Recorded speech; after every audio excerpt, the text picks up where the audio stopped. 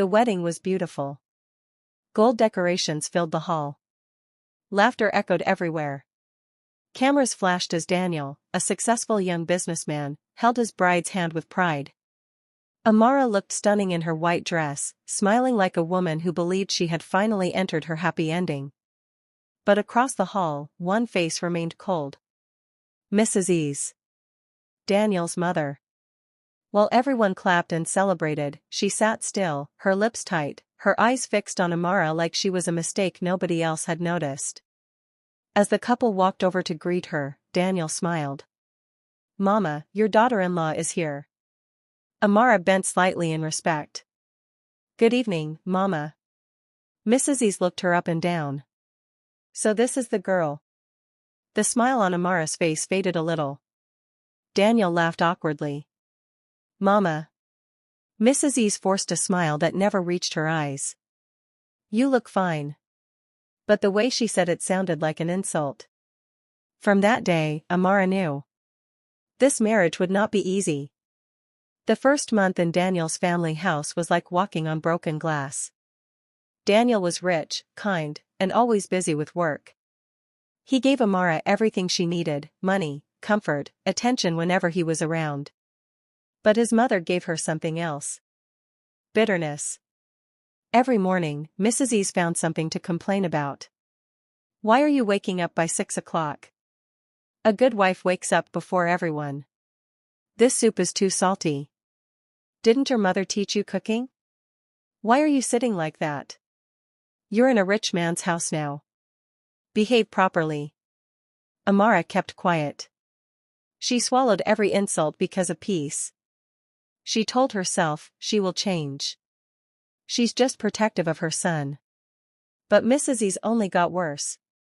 Whenever visitors came, she smiled and pretended to be kind. "My daughter-in-law is still learning," she would say with fake laughter. And the guests would laugh too, while Amara stood there embarrassed. One afternoon, Amara was arranging flowers in the sitting room when she overheard Mrs. E's talking to her friend on the phone. "My son made a mistake marrying that girl. She is too ordinary for him. Daniel is rich, handsome, respected.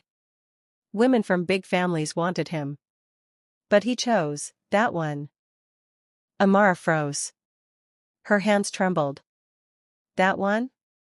Tears filled her eyes, but she didn't make a sound.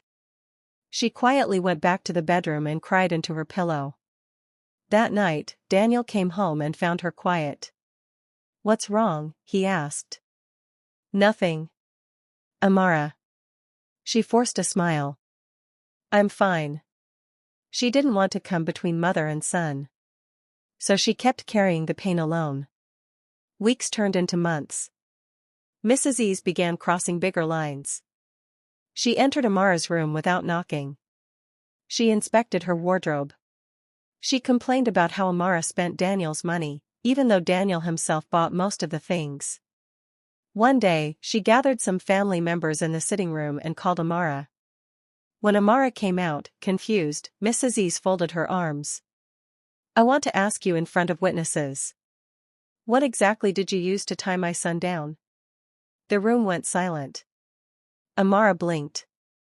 "Mama?" Mrs. E stepped forward. "My son used to be focused. Ever since he married you, he barely listens to me.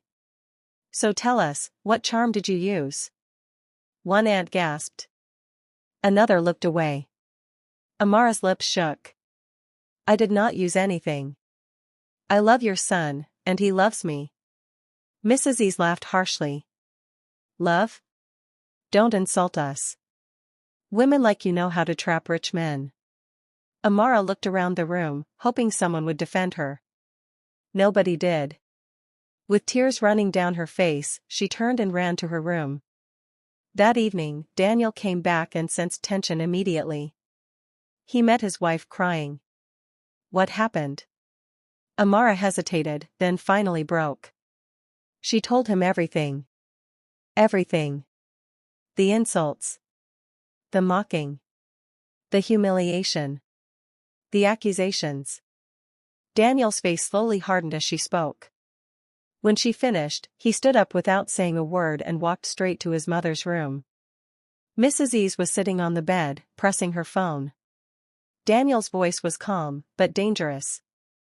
"Mama, did you accuse my wife of using charm on me?" Mrs. Ease looked up. "So she has started reporting me? Answer me."